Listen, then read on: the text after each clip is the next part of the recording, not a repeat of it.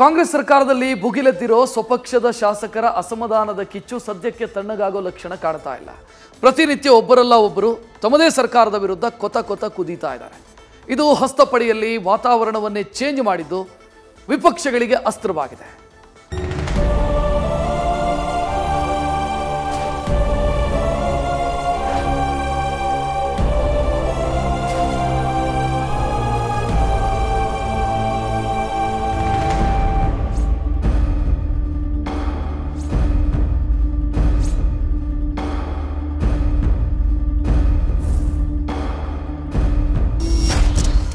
ಹೌದು, ದುಡ್ಡಿಲ್ಲದೆ ಈ ಭೂಮಿ ಮೇಲೆ ಒಂದು ಕೆಲಸ ಕೂಡ ಆಗೋದಿಲ್ಲ. ಮನಿ ಕೊಟ್ರೆ ಮಾತ್ರ ವಸತಿ ಇಲಾಖೆಯಲ್ಲಿ ಮನೆ ಸಿಗುತ್ತೆ ಅನ್ನೋ ವಿಷಯ ಕೂಡ ಮೊನ್ನೆಯಷ್ಟೇ ಬಹಿರಂಗವಾಗಿದೆ. ಸದ್ಯ ಗ್ಯಾರಂಟಿ ಕಾಂಗ್ರೆಸ್ ಸರ್ಕಾರದಲ್ಲಿ ಅನುದಾನ ಅಸಮಾಧಾನ ಭುಗಿಲೆದ್ದಿದ್ದು ಸ್ವಪಕ್ಷದ ಶಾಸಕರೇ ಸರ್ಕಾರದ ವಿರುದ್ಧ ತಮ್ಮ ಮನದೊಳಗಿನ ಜ್ವಾಲೆಯನ್ನ ಹೊರಹಾಕುವ ಮೂಲಕ ಜ್ವಾಲಾಮುಖಿಯಂತೆ ಕೊತ ಕುದಿಯುತ್ತಿದ್ದಾರೆ. ಈ ಅಸಮಾಧಾನಿತ ಶಾಸಕರ ಸಂಖ್ಯೆಯೂ ಹೆಚ್ಚಾಗ್ತಾ ಇದ್ದು ಸರ್ಕಾರಕ್ಕೆ ಟೆನ್ಷನ್ ಹೆಚ್ಚಾಗಿದೆ. ಕೈ ಸರ್ಕಾರದ ವಿರುದ್ಧ ಸ್ವಪಕ್ಷದ ಶಾಸಕರೇ ಕೊತ ಅನುದಾನ ಕಾಮಗಾರಿ ವಿಚಾರಕ್ಕೆ ತೀವ್ರ ಅಸಮಾಧಾನ. ಸರ್ಕಾರದಲ್ಲಿ ಶಾಸಕರ ಪತ್ರಕ್ಕೆ ಬೆಲೆಯೇ ಇಲ್ಲ. ನಮಗೆ ಗೊತ್ತಿಲ್ಲದಂತೆಯೇ ಕ್ಷೇತ್ರದಲ್ಲಿ ಕೆಲಸ ಕಾರ್ಯಗಳು ನಡೀತಿವೆ, ನಮ್ಮ ಗಮನಕ್ಕೂ ಬರ್ತಿಲ್ಲ.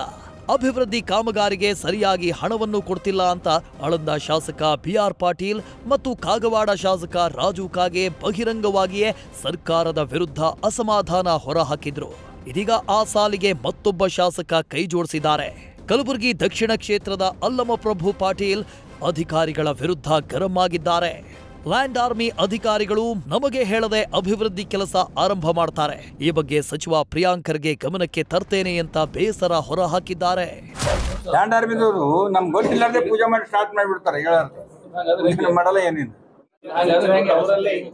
ನಮ್ಮ ಮಂತ್ರಿ ನಮ್ಮವರ ಹೇಳ್ತೀವಿ ಸರಿಯಾಗಿ ತಿದ್ದುಪಡಿ ಮಾಡ್ತಾರೆ.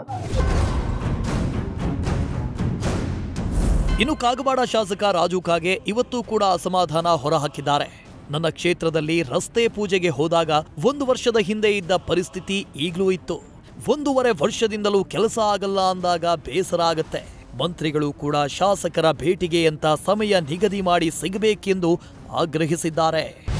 ರೆವಿನ್ಯೂ ಮಿನಿಸ್ಟರ್ ಸೋಮವಾರ, ಎಜುಕೇಷನ್ ಮಿನಿಸ್ಟರ್ ಮಂಗಳವಾರ, PWD ಮಿನಿಸ್ಟರ್ ಬುಧವಾರ, ಅಗ್ರಿಕಲ್ಚರ್ ಮಿನಿಸ್ಟರ್ ಶುಕ್ರವಾರ, ಹಿಂಗೆ ಒಂದೊಂದು ಎಲ್ಲ ಒಂದು 5 ಮಿನಿಸ್ಟರ್ ಒಂದೊಂದು ದಿವಸ ಕೊಟ್ಟು ಅಲ್ಲಿ ಮುಂಜಾನೆ ವಿಧಾನಸಭೆಯಲ್ಲಿ ಕೊಟ್ಟರೆ ನಾವು ಬಂದು ಅಥವಾ ಸಾರ್ವಜನಿಕರು ಬಂದು ಕೆಲಸ ಮಾಡ್ಕೊಂಡು ಹೋಗ್ಬೋದಲ್ಲ. ಅಸಮಾಧಾನಿತ ಶಾಸಕರ ಬಗ್ಗೆ ಕಾಂಗ್ರೆಸ್ನಲ್ಲೇ ಪರವಿರೋಧ. ತಮ್ಮ ಸರ್ಕಾರದ ವಿರುದ್ಧವೇ ಅಸಮಾಧಾನ ಹೊರಹಾಕ್ತಿರುವ ಶಾಸಕರ ವಿರುದ್ಧ ಕಾಂಗ್ರೆಸ್ನಲ್ಲೇ ಪರವಿರೋಧ ಮಾತುಗಳು ವ್ಯಕ್ತವಾಗಿವೆ. ರಾಜೀನಾಮೆ ಕೊಡ್ತೀನಿ ಎಂಬ ರಾಜು ಕಾಗೆ ಮಾತಿಗೆ ಶಾಸಕ ಬಸವರಾಜು ಶಿವಗಂಗಾ ಬೇಸರ ಹೊರಹಾಕಿದ್ದಾರೆ. ಇನ್ನು ಗೃಹ ಸಚಿವ ಪರಮೇಶ್ವರ್ ಅನುದಾನ ಬಂದಿಲ್ಲ ಅಂದ್ರೆ ಅಸಮಾಧಾನ ಆಗತ್ತೆ, ಅದು ಸಹಜ ಅಂತ ಸುಮ್ಮನಾಗಿದ್ದಾರೆ. ಇನ್ನು ಲಕ್ಷ್ಮಣ್ ಸವದಿ ಅನುದಾನದ ಬಗ್ಗೆ ಅಸಮಾಧಾನ ಇದ್ರೆ ಸಿಎಂ ಜೊತೆ ಮಾತನಾಡಬೇಕು ಅಂತ ಸಲಹೆ ನೀಡಿದ್ದಾರೆ. ನಮ್ಮ ಸರ್ಕಾರದಲ್ಲಿ ಯಾವುದೇ ರೀತಿಯ ಆರ್ಥಿಕ ತೊಂದರೆ ಅಥವಾ ಆರ್ಥಿಕ ಮುಗ್ಗಟ್ಟು ಇಲ್ಲ, ಅದನ್ನು ಸ್ಪಷ್ಟವಾಗಿ ಹೇಳ್ತಾ ಇದ್ದೀನಿ. ಹಣ ಕೆಲವು ಸಂದರ್ಭದಲ್ಲಿ ಬಿಡುಗಡೆ ಆಗೋದು ನಿಧಾನ ಆಗುತ್ತೆ. ಸೊ ಮನಸ್ಸಿಗೆ ಬೇಜಾರಾದಾಗ ಆ ಥರ ಮಾತುಗಳು ಬಂದ್ಬಿಡ್ತಾವೆ ಒಂದೊಂದು ಸಾರಿ. CLP ಕರೆದ ಸಂದರ್ಭದಲ್ಲಿ ಏನು ಮಾತಾಡಲ್ಲ, ನಾನು ನೋಡಿದ್ದೀನಿ. ಇವರೆಲ್ಲ ಹಿರಿಯರೇ ಮಾತಾಡಿದ್ದಾರೆ, ನಾನಿನ್ನು ಜೂನಿಯರು. ಹಿರಿಯರೇ ಮಾತಾಡಿದ್ದಾರೆ. CLP ಸುಮ್ಮ ಕೂತಿರ್ತಾರೆ. ಅವ್ರೇನು ಹುಲಿ ಸಿಂಹ ಕಟ್ಕೊಂಬಂದಿರ್ತಾರ? ಯಾರು ಹುಲಿ ಸಿಂಹ ಇಟ್ಕೊಂಬಂದಿರಲ್ಲ. ಇವ್ರು ಮಾತ್ರ ಸುಮ್ಮನೆ ಕೂತಿರ್ತಾರೆ. ಇಲ್ಲಿ ಹೊರಗೆ ಬಂದು ಮಾಧ್ಯಮ ಬಂದು ಮಾತಾಡೋದಲ್ಲ. ಶಾಸಕರ ಅಂತಂದ್ರೆ ಬರೀ ನಾವು TADAಗೆ ಅಷ್ಟೇ ಇರಲ್ಲ. ನಮ್ಮ ಕ್ಷೇತ್ರದ ಕೆಲವೊಂದು ಯಾವ ಸಮಸ್ಯೆಗಳಿರ್ತವೆ, ಸಂಬಂಧಪಟ್ಟಂತ ಅಧಿಕಾರಿಗಳು ಚರ್ಚೆ ಮಾಡಬೇಕು. ಚರ್ಚೆ ಮಾಡೋದ್ರ ಜೊತೆಗೆ ಅದಕ್ಕೆ ಒಂದು ಪರಿಹಾರ ಕಂಡುಕೊಳ್ತಕ್ಕಂಥದ್ದು ನಮ್ದು ಜವಾಬ್ದಾರಿ ಇದೆ. ಕಾಂಗ್ರೆಸ್ ಶಾಸಕರ ಅಸಮಾಧಾನ ಕೇಸರಿ ಪಡೆಗೆ ವರದಾನ. ಇನ್ನು ಸರ್ಕಾರದ ಲೋಪದೋಷಗಳ ಬಗ್ಗೆ ಕಾಂಗ್ರೆಸ್ನ ಶಾಸಕರು ಬಹಿರಂಗ ಮಾಡ್ತಾ ಇರೋದು ಕೇಸರಿ ಪಡೆಗೆ ವರದಾನವಾಗಿ ಸಿಕ್ಕಿದೆ.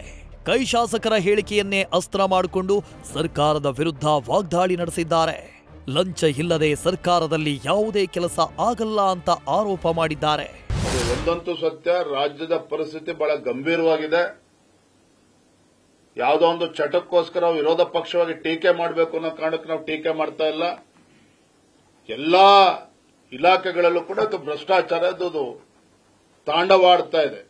ಅಂದ್ರೆ ಮುಖ್ಯಮಂತ್ರಿಗಳು ಕಣ್ಮುಚ್ಕೊಂಡು ಕೂತಿದ್ದಾರೆ ಅಂತ ಹೇಳಿದ್ರೆ ಅವರು ನೇರವಾಗಿ ಅದಕ್ಕೆ ಬೆಂಬಲ ನೀಡ್ತಾ ಇದ್ದಾರೆ. ಹಾಗಾಗಿ ನಾವು ಮುಖ್ಯಮಂತ್ರಿಗಳ ರಾಜೀನಾಮೆ ನಾವು ಕೇಳ್ತಾ ಇದ್ದೇವೆ. ಭ್ರಷ್ಟಾಚಾರ ಬಿಟ್ಟು ಕಾಂಗ್ರೆಸ್ ಇಲ್ಲ, ಕಾಂಗ್ರೆಸ್ ಬಿಟ್ಟು ಭ್ರಷ್ಟಾಚಾರ ಇಲ್ಲ. ಕಾಂಗ್ರೆಸ್ ಮತ್ತು ಭ್ರಷ್ಟಾಚಾರ ಒಂದು ನಾಣ್ಯದ ಎರಡು ಮುಖಗಳು. ಅಂಗೈ ಹುಣ್ಣಿಗೆ ಕನ್ನಡಿ ಹಿಡಿಯಬೇಕಾದ ಅವಶ್ಯಕತೆ ಹೇಗಿಲ್ವೋ, ಕಾಂಗ್ರೆಸ್ ಭ್ರಷ್ಟಾಚಾರವನ್ನು ನೋಡೋದಕ್ಕೆ ನಾವು ಸ್ಕ್ಯಾನ್ ಮಾಡಬೇಕಾದ ಅವಶ್ಯಕತೆ ಇಲ್ಲ, ಕಣ್ಣಿಗೆ ಕಾಣುತ್ತೆ. ಒಟ್ಟಾರೆ ಪ್ರತಿನಿತ್ಯ ಒಬ್ಬರಲ್ಲ ಒಬ್ಬರು ಕಾಂಗ್ರೆಸ್ನ ಶಾಸಕರೇ ತಮ್ಮದೇ ಸರ್ಕಾರದ ವಿರುದ್ಧ ಸಿಡಿದೇಳ್ತಾ ಇರೋದು ನಿಜಕ್ಕೂ ದುರಂತ. ಇದು ವಿಪಕ್ಷಗಳಿಗೆ ವರದಾನವಾಗಿದೆ. ಇನ್ನಾದರೂ ಆಡಳಿತ ಚುಕ್ಕಾಣಿ ಹಿಡಿದವರು ತಮ್ಮಲ್ಲಿನ ಗೊಂದಲಗಳಿಗೆ ಬ್ರೇಕ್ ಹಾಕಿ ರಾಜ್ಯದ ಅಭಿವೃದ್ಧಿಯತ್ತ ಚಿತ್ತ ಹರಿಸಲಿ ಅನ್ನೋದು ಮತದಾರರ ಮನದಾಳದ ಮಾತು. News first bureau. News first ನಿರ್ಭೀತಿಯಿಂದ ನಿಮ್ಮ ಪರವಾಗಿ.